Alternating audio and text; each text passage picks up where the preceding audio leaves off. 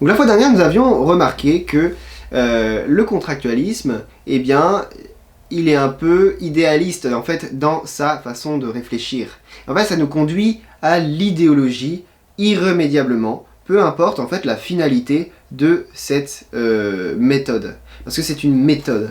En fait, ça nous fait partir d'avant toute expérience de l'homme, qu'est-ce qu'il est, à partir juste de notre petite imagination. Voilà. Donc on dit qu'il est gentil, qu'il est méchant, l'homme, et ben du coup, voilà, bon.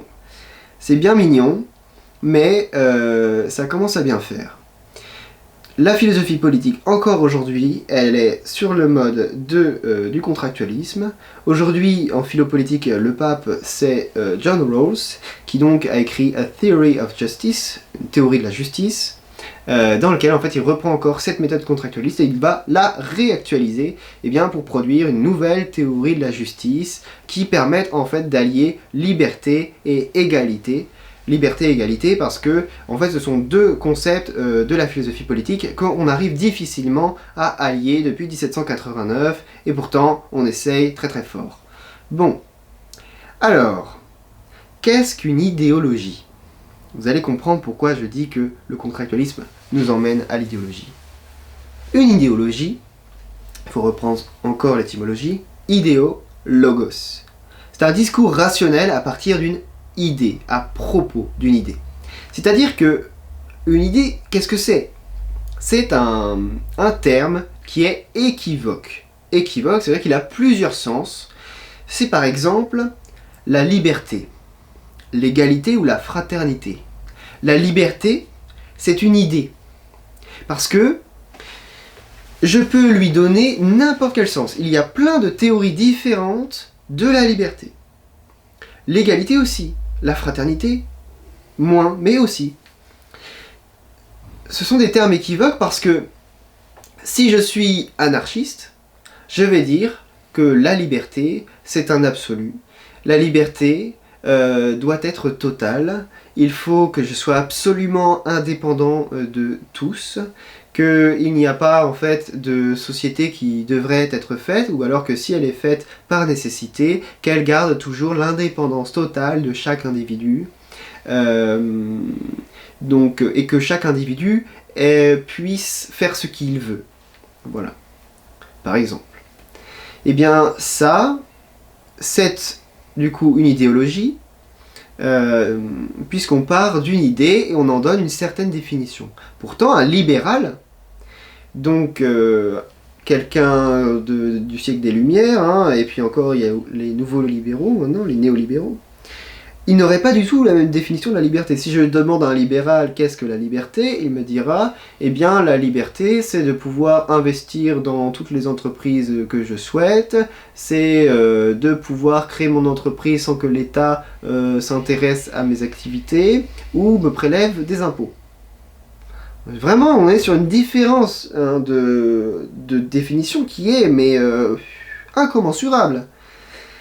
Donc, c'est ça une idée. Et donc, aujourd'hui, on peut être, à partir il y a plusieurs idéologies qui ont pour fondement la liberté, donc les libéraux, les libertaires ou les libertariens. Les libertariens sont une école de philosophie qui vient de Rawls, en fait, par opposition aux communautariens. Voilà, certains font l'emphase sur la liberté, d'autres sur l'égalité. Et en fait, en philosophie, on va vraiment opposer les idées au concept.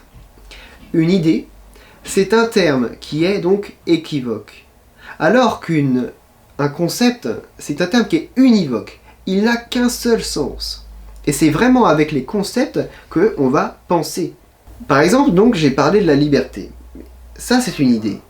Mais des idées, des concepts à propos de la liberté, il y en a d'autres. Il y a donc la licence. La licence, ça veut dire permission, donc c'est de pouvoir faire ce que je veux. Il y a l'indépendance, ça veut dire ne dépendre de rien ni personne. Il y a le libre arbitre. Ce sont des concepts à propos de cette idée de liberté. Ça tourne autour de l'idée, mais on définit clairement quelque chose. Le concept, il n'a qu'une seule définition, et on peut tous s'accorder dessus. C'est pour ça qu'on a fait une mise à jour conceptuelle sur la République et sur la démocratie. Parce que ces concepts, ce sont des concepts. Ils ont une définition. et ils répondent en fait à des principes. Et certains en ont fait des idées, mais simplement pour noyer leur hypocrisie et ne pas vraiment dire les choses, mais plutôt faire comme ça les arrange. Donc, c'était important de faire cette rectification.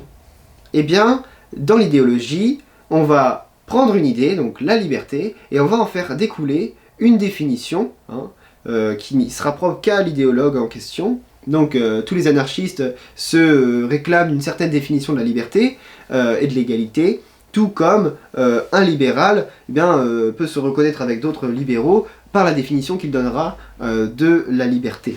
Et vous voyez bien ici que sur la même idée, on peut vraiment s'opposer. C'est pour ça que les idées, ça nous mène toujours à des conflits. Et donc depuis la Révolution française, nous sommes toujours en conflit les uns avec les autres, parce que même si on cherche en fait à s'accorder sur les idéaux de la nation, les idées sont tellement variables que à chaque époque on en donne des définitions différentes, on tire les choses selon des intérêts privés qui sont divers et variés, et au final on se casse la gueule. Donc là, pour éviter que ça se barre complètement en steak, il va falloir qu'on définisse les choses. Alors l'idéologie. Pourquoi ça nous mène à des problèmes? Parce que finalement, on part d'idées, et on est déconnecté du réel. Parce que même si l'idée va nous permettre de capter une part du réel, on n'y arrive jamais totalement. On n'arrive jamais à aborder pleinement le réel à partir d'une idée. Et on va voir comment les idées, les idéologies, en fait, foirent toujours. On note 3 grandes idéologies à partir du siècle des Lumières. Le libéralisme, c'est la première, qui date un petit peu avant les Lumières. Ensuite, il y a le socialisme. Donc le libéralisme, c'est sur la liberté, le socialisme sur l'égalité, et le nationalisme, enfin, qui va traiter de la fraternité. Une fraternité, du coup, qui est nationale, qui parle de l'identité, etc. Donc en fait, il y a des concepts et qui vont être propres à ces idéologies, et en fait, on va voir que ça, c'est les 3 grandes idéologies, mais les 3 grandes idéologies, elles donnent naissance à des courants philosophiques et politiques qui vont s'articuler différemment, soit en prenant... parce qu'on a l'impression qu'un libéral et un socialiste ne peuvent pas s'entendre. Si, il y a des libéraux socialistes. Il y a des libéraux nationaux, nationalistes. Il y a des social-nationalismes, ça c'est le nazisme, national-socialisme. Voilà, il y a de tout. Donc... chacun fait son petit marché en fonction de ce qu'il capte du réel, et il fait « Oh tiens, cette idée elle me semble un peu plus intéressante, plus juste, etc. » Et au final, on part dans l'idéologie et on se casse la figure. Et on n'arrive jamais finalement à atteindre ce bien commun que pourtant on cherche tous. Donc, les idéologies, elles ont les mêmes fondements. Alors là, vous allez me dire, oh mais non, c'est pas possible, c'est vraiment, les nationalistes sont mes ennemis, les socialistes sont mes ennemis, les libéraux sont mes ennemis, donc je peux pas croire qu'on a les mêmes fondements. Je vais le montrer. Toutes ces idéologies, elles proviennent des Lumières, et elles ont leur source dans les Lumières. Qu'est-ce que je vous avais dit à propos des Lumières? Kant nous explique que les Lumières, c'est quoi l'esprit des Lumières? C'est cette quête d'autonomie. Enfin, l'homme, l'humanité est libre, elle est capable en fait de l'autonomie, elle a atteint l'âge adulte, et donc elle est capable de l'autonomie. Et donc, l'autonomie, ça va être un des points centraux de toutes ces idéologies. La liberté, bien sûr. Le libéralisme va bien sûr prôner l'autonomie des individus. Ah oui, parce qu'il faut préciser que toutes les idéologies partent justement du contractualisme et donc de l'individu. C'est l'individu qui est l'échelle de tout ça. Et à chaque fois, l'individu, il est pris à part dans un monde imaginaire abstrait où on se demande qu'est-ce que l'individu pris hors de tous ces liens, qu'est-ce qu'il est l'homme au fond. Sans jamais interroger l'individu, l'être humain, dans ce qu'il est, dans le réel. Et donc du coup, on part de l'individu et on érige une société à partir de l'individu. toutes les idéologies nous poussent à l'individualisme. On se plaint sans arrêt de l'individualisme, mais l'individualisme, c'est notre façon de penser. Qu'on soit socialiste, libéral ou nationaliste, on est individualiste. Parce qu'on pense, en fait, le monde à partir de l'individu. Et donc forcément, la société s'organise autour de cette unité d'échelle qui nous permet de juger tout le reste. Donc, l'individu qui doit être autonome. Donc l'individu autonome dans le libéralisme, eh ben, c'est un individu qui est capable d'entreprendre, qui est capable de justement investir là où il veut, et surtout pour augmenter sa liberté à cet individu, pour qu'il soit vraiment autonome, que la société puisse enfin l'épanouir, parce que c'est ça en fait le but de ces idéologies, c'est de fonder une société qui puisse régénérer l'individu. Qu'en fait la nature c'est de la merde, sinon le mec il serait resté à l'état de nature, l'individu. Hein. Non, il est rentré dans le contrat social pour que cette société puisse justement lui le régénérer, créer une seconde nature en lui, hein, ça c'est vraiment ce que dit Rousseau, créer une seconde nature en lui, une surnature qui va réaliser pleinement l'individu. Et donc soit par la liberté, soit par l'égalité, soit par la fraternité. Et du coup, l'individu libéral, il va réaliser son autonomie en augmentant sa liberté, en augmentant ses possibilités. Donc plus l'individu est devant un panel de choix et d'opportunités, plus l'individu est libre. Ce qui ne fait pas l'homme libre, c'est de choisir, de s'engager. Parce qu'un individu qui est engagé, c'est un individu qui est plus libre. Parce qu'une fois qu'il a choisi, il n'est plus libre. La liberté de l'individu libéral, c'est l'individu de celui qui est toujours dans son supermarché, qui a toujours le choix de tous les produits. Et à partir du moment où il a choisi son produit, eh ben, il est plus libre. Et donc pour réaliser son autonomie, eh bien l'individu, il faut qu'il puisse augmenter sa puissance. Et pour augmenter sa puissance, eh bien il faut qu'il ait de la thune. Il faut qu'il puisse travailler, se faire exploiter par son patron qui lui a le droit d'investir où il veut parce que c'est sa liberté entrepreneuriale, machin truc. Et donc il faut eh bien, que l'individu libéral puisse augmenter sa puissance en acquérant davantage de richesses matérielles, ce qui va le rendre de plus en plus libre. Et donc, liberté d'entreprise, et donc le héros libéral, eh bien c'est le self-made man, c'est l'homme qui s'est fait tout seul, qui est parti de rien, et qui a réussi, grâce à ce système émancipateur, eh bien, à se dresser en haut de la chaîne alimentaire, et à exploiter celui qu'il côtoyait auparavant quand il était en bas de l'échelle. Voilà donc le libéralisme. Ensuite, on a le socialisme.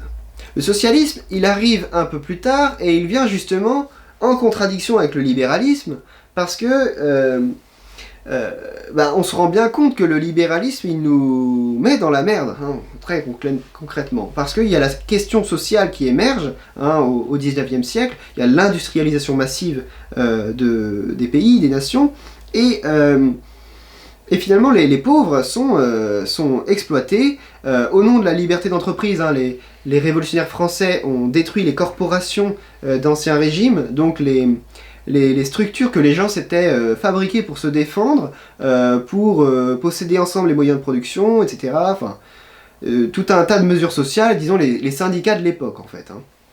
Et donc les révolutionnaires français, bourgeois, libéraux, ont cassé ça. Et donc les gens se sont retrouvés complètement soumis à des entreprises énormes, où là pour le coup les patrons avaient liberté d'association, mais pas les pauvres. On parle d'association loi 1901, donc en fait les associations ça date de 1901. C'est quand même assez fort. Hein. Et donc avant ça, les ouvriers ne peuvent pas s'organiser, les travailleurs. Et on voit bien qu'en fait, il y a des classes sociales qui se créent avec les riches, les pauvres, voilà. Donc, eh bien, c'est Marx, en fait, qui est vraiment le grand penseur du socialisme, mais pas que. Il y a aussi Proudhon. Proudhon qui est anarchiste. Pour Marx, justement, ce qu'il observe, c'est justement ça, hein, qu'il y a cette question sociale. Hein, là, les écarts entre les pauvres et les riches sont énormes, ils n'ont jamais été si grands, enfin, c'est fou. Et les gens crèvent de faim, quoi. Donc Marx dresse comme ça 3 classes sociales qui sont en fait, du coup, qu'il observe et qu'il pense être le fruit d'un matérialisme historique, hein, que dans l'histoire est monolithique et que toujours ça s'est fait comme ça, il y a toujours eu ces 3 grandes classes sociales, le capitaliste, celui qui possède les moyens de production qu'utilise le prolétaire du coup qui n'a que la force de ses bras pour travailler et gagner son pain quotidien, et le rentier qui lui va loger en fait les prolétaires et recevoir leur loyer et vivre comme ça de la rente, voilà. Et donc chacun en fait ont des intérêts différents dans la société, et donc ils vont rentrer dans une lutte des classes.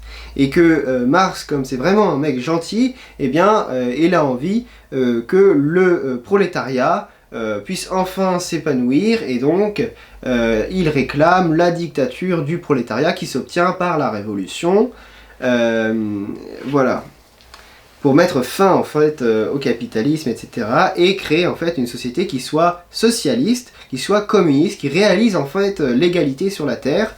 Et donc comment faire pour régénérer l'être humain par cette égalité, hein, puisqu'il n'a jamais vécu l'égalité, toujours il a été pris dans cette lutte des classes. Eh bien, il faut que chacun puisse vivre de son travail, donc c'est la thèse de la valeur travail, que voilà, tout le travail que je fais, tout le temps d'heures que je fais, eh bien il doit m'être versé, que je dois toucher tout l'argent que coûte chacune de mes heures, etc. Et que la valeur du produit fini doit être la valeur du travail que j'ai injecté dedans.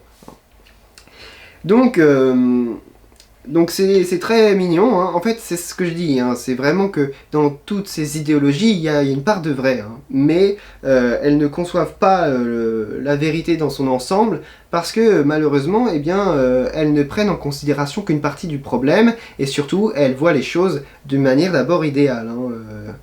Donc on imagine toujours, au commencement était l'homme dans sa caverne, et puis un jour un capitaliste arriva et lui prit son sandwich, hein. Bon. Du coup, et donc cette façon un peu idéaliste, hein, de penser les choses, elle va entraîner une certaine part d'erreur, hein, dans la doctrine de Marx, hein, qui est assez dépassée aujourd'hui, hein, faut quand même le savoir. Il y a eu tout un tas d'avancements, hein, dans la doctrine marxiste, communiste. Mais c'est un peu ça donc le fond, hein, des choses. Et puis donc on a ensuite le nationalisme qui arrive après.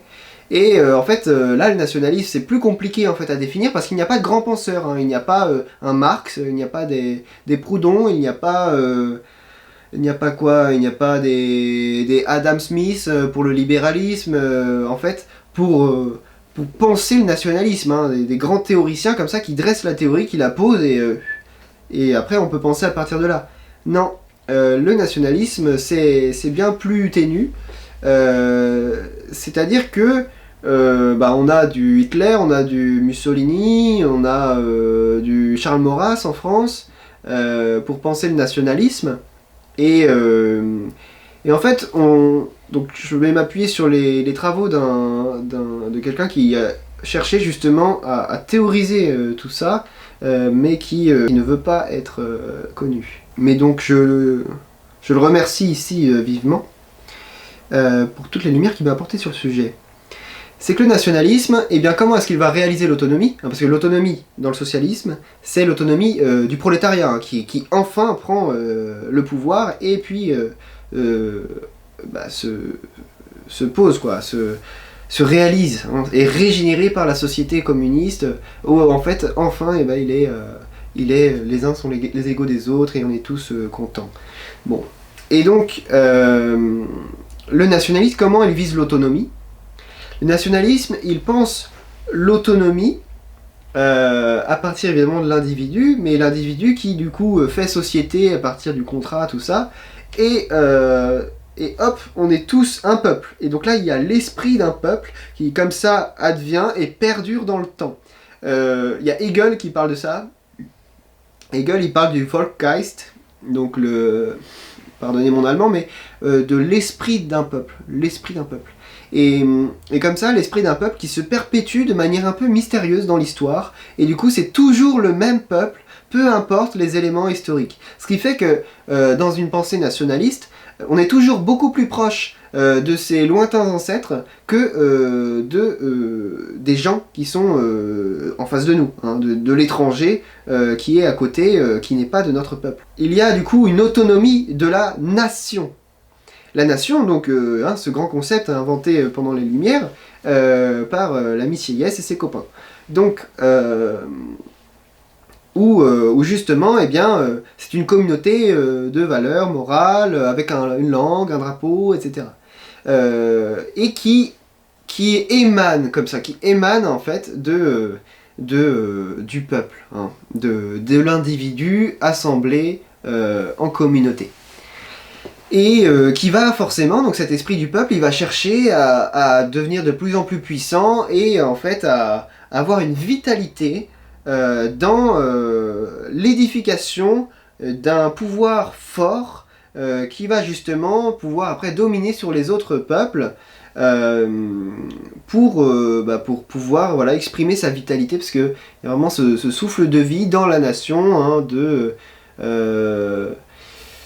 qui a besoin de sortir, hein, qui a besoin voilà, peut-être de gagner des guerres hein, pour pouvoir justement exprimer sa vitalité, renforcer la fraternité nationale, etc. Mais du coup, comme il y a émanation en fait de la nation par le bas, eh bien le nationalisme, en fait, on lui trouve aussi des formes aujourd'hui qui ne sont pas seulement celles qu'on a connues, mais qui sont par exemple l'indépendantisme. L'indépendantisme breton, catalan, etc., ou basque, ou tout ce qu'on veut. Parce que justement, eh ben, ce sont des individus qui se reconnaissent comme frères et qui se disent non, nous faisons communauté comme ça. Le nationalisme se trouve aussi très bien réalisé et beaucoup mieux que chez le nationalisme français, allemand ou italien ou n'importe quoi, ou breton, parce que quel est le plus beau nationalisme, le nationalisme le mieux fait, c'est le mondialisme.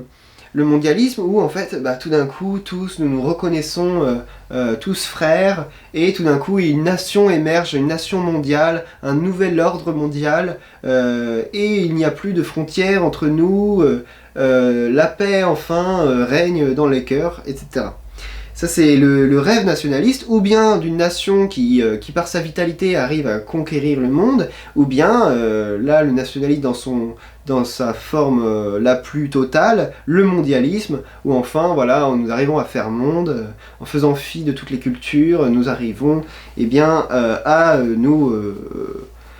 être paisibles, hein, tous ensemble, tout ça.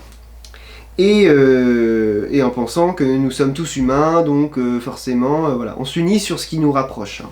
Et donc forcément, c'est cet humanisme fou poussé à l'extrême du mondialisme. Et donc par exemple, on va trouver des idéologies qui hybrident un peu toutes ces idéologies. On a donc, comme je disais, le fascisme. Le fascisme, c'est un national-socialisme. Hein.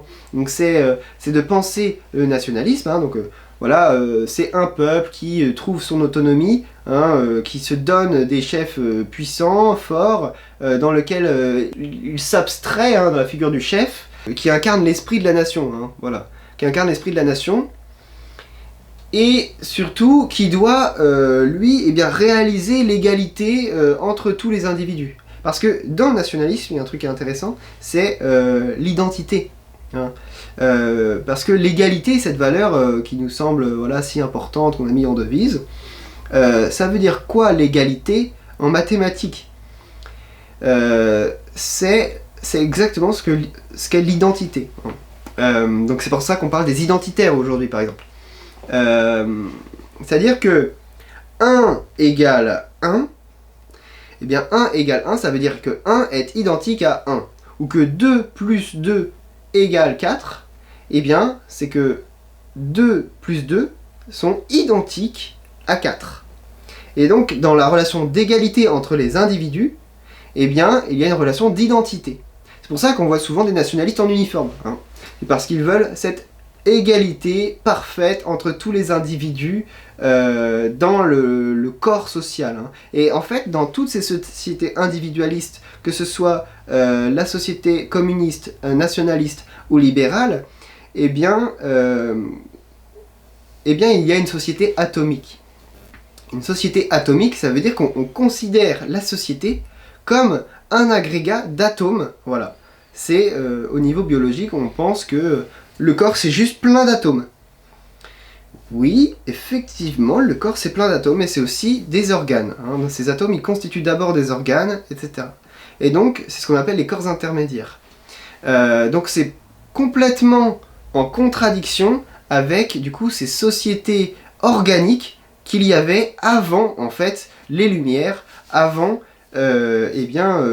cette révolution. Hein. Donc il y a comme ça des hybridations qu'on peut faire entre toutes ces trois idéologies. Hein. Donc, par exemple, l'anarchisme, hein, c'est vraiment l'hybride parfait, puisque on a la liberté, l'égalité et la fraternité, disons, universelle, tout dans l'absolu et lié ensemble. Hein. Donc le nationalisme poussé jusqu'au mondialisme, donc dans un alter-mondialisme évidemment, hein, pas le néo-libéralisme qui lui est un libéralisme nationaliste mais mondialiste, hein, et donc l'anarchisme comme une liberté absolue, un libéralisme absolu des mœurs, en politique, etc., avec une égalité absolue qui doivent converger. Et puis forcément ce mondialisme voilà, absolu. Et donc finalement c'est très très drôle de voir comment des anarchistes en fait sont en grand conflit avec des néolibéraux, alors qu'en fait ils admettent énormément de principes similaires, mais en fait ils les articulent différemment, quoi. Mais donc voilà, c'est ça un peu les idéologies. Donc il y aurait énormément de choses à dire, c'est très très vaste, et déjà ces distinctions nous permettent de bien comprendre tout un tas de théories politiques qui existent depuis 1789. Donc, je précise, parce que je ne l'ai pas fait avant, que donc les républicains sont des libéraux nationalistes, et donc le républicanisme en termes idéologiques, hein, c'est un libéral nationalisme, puisque on veut un libéralisme absolu, hein, dans les mœurs, et dans l'économie surtout, hein, c'est ce qui intéresse les bourgeois, mais surtout que pour pas que la société, hein, qui éclate dans une myriade d'individualités complètement libres et que ça devienne le foutoir, de lier ça dans la forme nationale, et donc là on crée une nation. Hein. On crée la nation française qui est une absurdité, évidemment à l'époque, puisque il n'y a pas de nation, il n'y a pas une communauté comme ça de valeurs, voilà, il y a des communautés avec une seule culture, etc. La nation française n'existe pas, c'est une chimère. Et moi, en tant que voyageur, avoir fait le Tour de France en stop sans argent, etc., je l'ai bien vu pendant mon Tour de France, il y a des peuples différents. Et à l'époque, on parle du roi de France qui règne sur ces peuples. Et quand on dit ces peuples, on parle des différents peuples de France, les Bretons, les Basques, les Normands, les Alsaciens, les Corses, les Savoyards, etc. C'est vraiment très très vaste.